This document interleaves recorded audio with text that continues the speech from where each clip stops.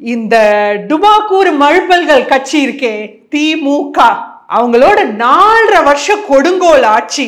4.5 வருஷத்துல வெறும் ரொம்ப சிம்பிளான பட்ஜெட் 4 லட்சம் கோடியில தமிழ்நாட்டை சீரழிச்சுட்டு சுயமரியாதை எங்கேயா போச்சு? சுயமரியாதை எனக்கு பார்க்கத ஒண்ணு சிரிக்கிறதா அழறதான்னு தெரியல. சுயமரியாதை நல்ல போட்டோ ஷூட் பண்றதுலயும் ஒரு ஸ்கீம் போட்டு அதுக்கு பேர் சூட்டுறதுலயும் இவங்களை அடிச்சுக்கவே முடியாது. எடப்பாடியார் கூட சொன்னாரு, இவங்களை அடிச்சுக்கவே முடியாது, திட்டங்கள்லாம் தீட்டி அதுக்கு ஒரு பேர் வைக்கிறதுல சூப்பருங்க, நம்ம வேணா போய் அவங்க கிட்ட ட்ரைனிங் எடுத்துவோம். அந்த மாதிரி இந்த சுயமரியாதை கூட்டம்னு ஒண்ணு வச்சுட்டு 100ஆண்டு விழான்னு வச்சுட்டு அது அவர் பேசுறத பார்த்தோம்னா திமுகவை சில பேருக்கு பிடிக்காது. திமுகவை பிடிக்காதவர்கள் ஒடுக்கப்பட்ட சமூகத்திலிருந்து ஒருத்தர் படிக்கிறது, ஒரு குழந்தை படிக்கிறது பிடிக்காதா? நான் கேக்குறேன், நம்ம முத்துவேல் கருணாநிதி ஸ்டாலின் அவர்களே, நீங்க ஒடுக்கப்பட்ட அந்த சமுதாயத்திலேருந்து அந்த அரசு பள்ளிகளுக்கு போன மாணவர்களுக்கு என்னையா பண்ணீங்க? இந்த 4.5 வருஷம் 200 அரசு பள்ளிகளை மூடிட்டீங்க. இவ்வளவு கேவலமான எவ்வளவு மருந்தியல் கல்லூரிகள் நீங்க தொடங்கினீங்க. எந்த இதுல வேற தமிழகத்தில் கல்வியில் சிறந்த தமிழ்நாடு, கல்வியில் சரிந்து சீரழிந்த தமிழ்நாடு. தமிழகம் தலை நிமிர்வது பிடிக்காது. அவரை பார்த்தே சொல்லிக்கிறாருன்னு சிரிப்பா வந்துச்சு. அதாவது தமிழ்நாடு இன்னைக்கு தமிழ் மொழிக்கு என்னையா பண்ணீங்க நீங்க? 4.5 வருஷம் வெறும் தமிழ்னு பேப்பர்லயும் போஸ்டர்லயும் ஒட்டுறதை தவிர தமிழனுக்கு என்ன பண்ணீங்க? நீங்க ஆட்சிக்கு வந்தா தமிழனுக்கு 70% வேலை கொடுப்பேன் அப்படின்னு ஒரு எலெக்ஷன் இது கொடுத்தீங்கல்ல, என்ன ஆச்சு? அது இன்னைக்கு அங்க தேர்தல் வாக்குறுதி என்னாச்சு? சோ தமிழ் எங்க போச்சு? தமிழ் எங்க போனா? தமிழ்நாடு சில பேருக்கு பிடிக்காது. அதாவது மத்திய அரசு மாநில அரசுக்கு எவ்வளவோ கொடுக்கணும்னு சொல்லி இப்ப கூட 30,000 கோடிக்கு ஷிப் பில்டிங் கப்பல் துறைக்கு ஒதுக்கி இருக்காங்க. அதாவது இந்தியா முழுக்க திரு நரேந்திர மோடிஜி அவர்களோட பட்ஜெட் கப்பல் துறைக்கு 70,000 கோடி. Note the point. இந்தியா முழுக்க 70,000 கோடி. அந்த 70,000 கோடியில 30,000 கோடி தமிழ்நாட்டுக்கு கொடுத்திருக்குன்னா இது மத்திய அரசு மாநில அரசு வஞ்சிக்குதா? மத்திய அரசு மாநில அரசு விரும்புது. அதனாலதான் கிட்டத்தட்ட பாதி ஒதுக்கி இருக்காங்க தமிழ்நாட்டுக்கு. அடுத்து இ பஸ்னு ஒண்ணு கொண்டு வந்தாங்க. அந்த இ டிரைவ் ஸ்கீமே வேண்டான்னு ஃபுல்லா நசுக்கிட்டீங்களே. தமிழ்நாட்டுக்கு 1000 மேல எலக்ட்ரிக் பஸ் கொடுக்குறேன்னாங்க.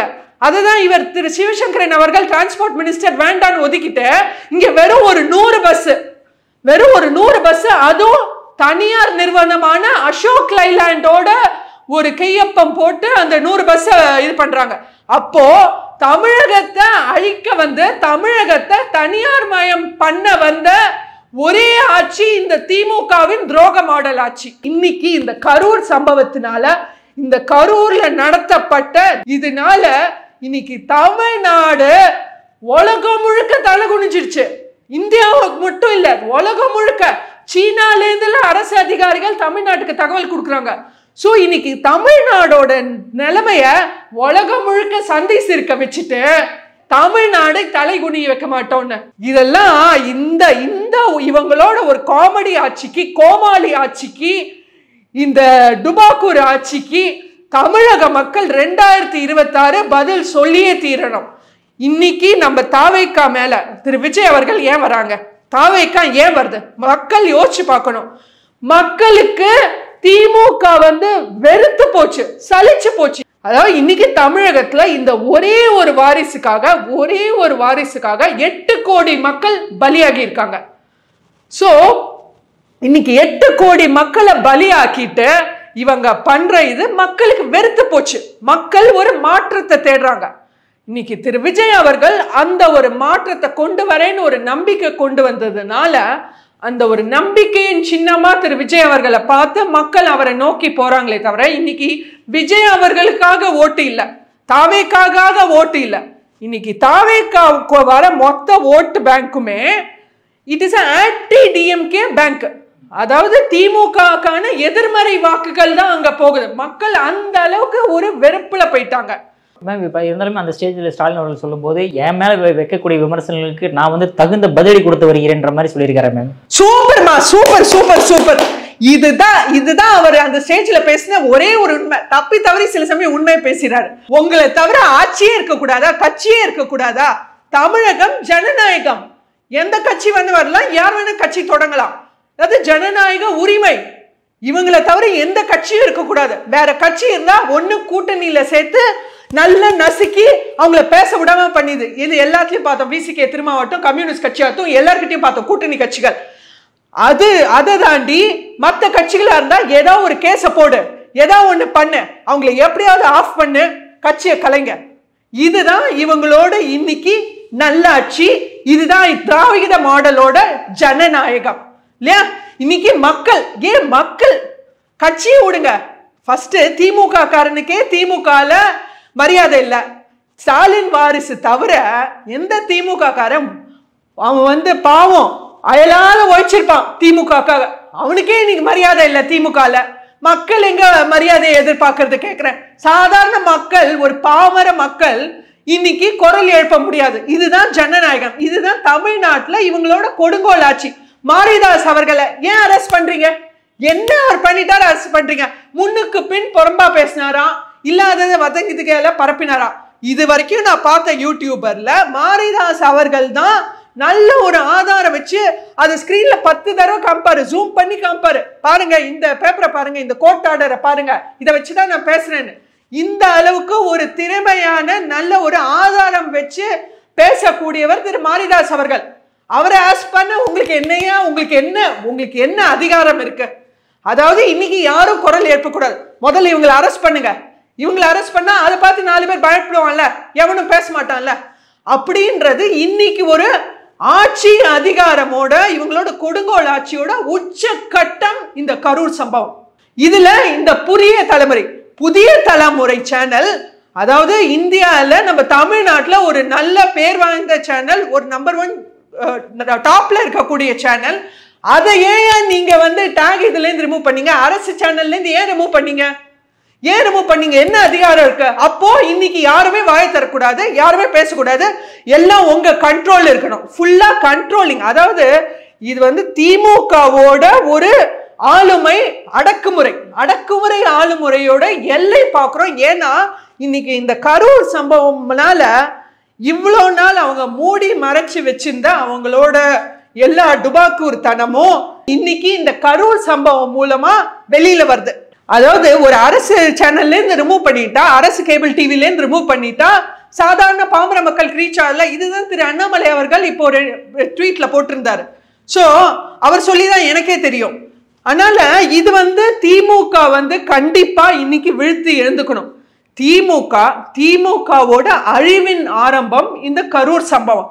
இப்படி ஒரு புதிய தலைமுறை சேனலை அடக்குமுறை பண்றதுனாலையும், மாரிதாஸ் அவர்களையும் அரெஸ்ட் பண்றதுனாலையும், இந்த யூடியூபர்லையும் சாதாரண பாமர மக்கள் தாவேகா கட்சியை சார்ந்த சில பேர் குரல் எழுப்பினவங்களையும் அரெஸ்ட் பண்ணதுனாலையும் இவங்க என்ன நினைக்கிறாங்கன்னா எல்லா குரலையும், அதுதான் அவர் சொல்றாரு, நான் செயல்ல காமிக்கிறேன்னு.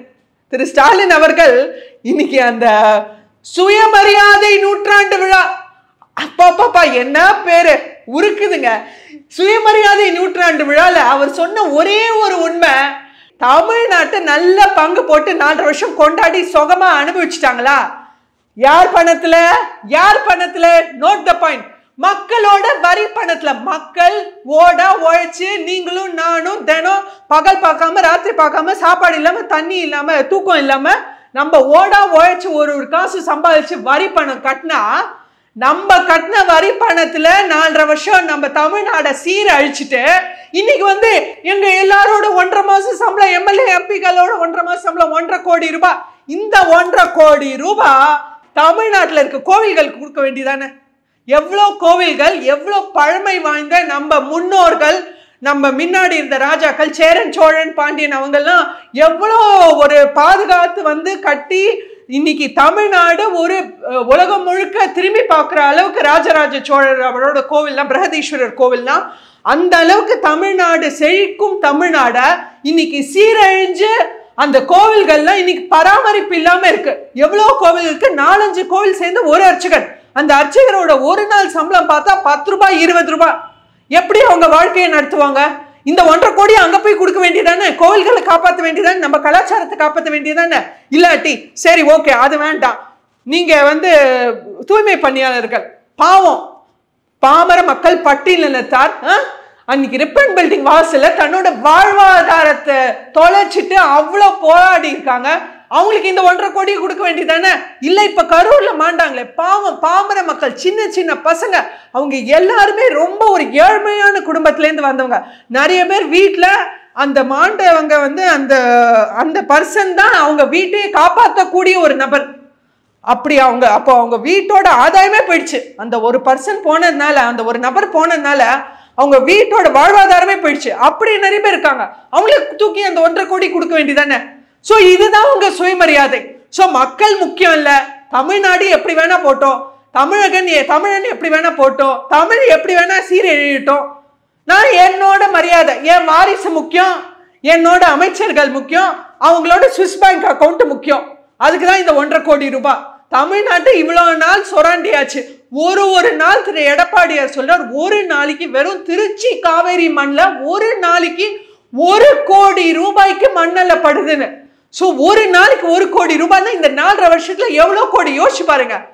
அவ்வளவு கோடியை சொராண்டிட்டு வெறும் ஒரு பிச்சை காசு 1.5 கோடி, அதுவும் தமிழ் மக்களோட வரி பணத்துல கொடுக்கறது, ஏன் அரசு கொடுக்கறதுன்னு சொல்ல வேண்டியதானே.